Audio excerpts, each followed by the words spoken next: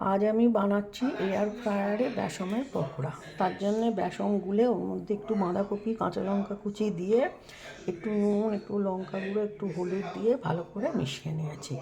আর তার সাথে একটু খাবার সোডাও দিয়েছি। এবার আমি এয়ার ফ্রায়ারের মধ্যে একটু অয়েল স্প্রে করে নেব।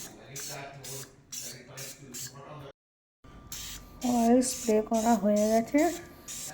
এবার এর মধ্যে আমি পকোড়াগুলো একটা একটা করে ছেড়ে দেব।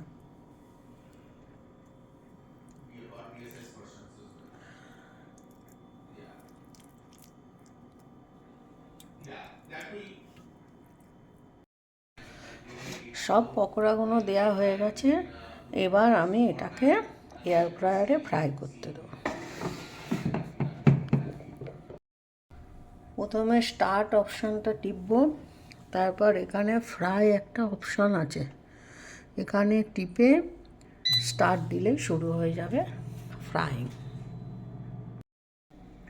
এয়ার ফ্রাইয়ের পকোড়া রেডি।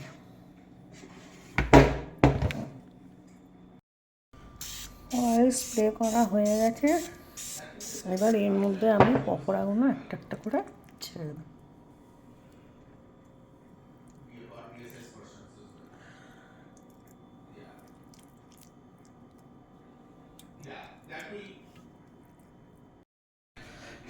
সব পকোড়াগুলো দেওয়া হয়ে গেছে।